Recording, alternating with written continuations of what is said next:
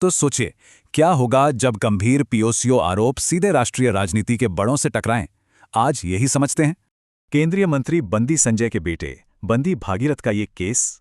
पर बड़ा सवाल, ये गिरफ्तारी थी या सरेंडर? चलिए टाइमलाइन देखते हैं। 8 मई को एफआईआर, 12 को नए चार्जेस और 16 मई तक आरोपी पुलिस कस्टडी में। पीड़ित के बयान के बाद पीओसीके की बेहद गंभीर धाराएं जैसे सेक्शन 51 तुरंत एफआईआर में जोड़ दी गईं। यहां दावे बिल्कुल अलग हैं। एक तरफ यौन उत्पीड़न का आरोप और दूसरी तरफ इसको हनी ट्रैप बताने की कोशिश। भागीरथ का पलटवार ये है कि लड़की के परिवार ने उनसे पूरे 5 करोड़ रुपए की एक्सटॉर्शन डिमांड की थी। अब सबसे दिलचस्प बात देखिए, 16 मई को आखिर हुआ क्या? पुलिस और मंत्री जी की कहानियां बिल्कुल अलग हैं। सत्यमेव जयते। मंत्री जी ने साफ कहा कि उनका बेटा कानून के सम्मान में खुद पुलिस के सामने पेश हुआ।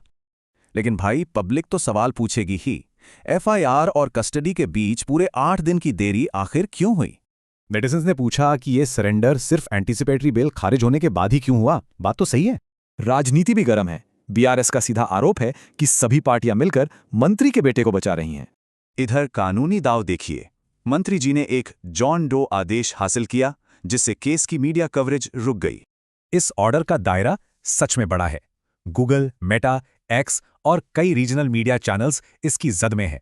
और ऑनलाइन दुनिया में माइनर का ही डिजिटल ट्रायल शुरू हो गया। पुरानी तस्वीरें दिखाकर इसे हनी ट्रैप बताया गया।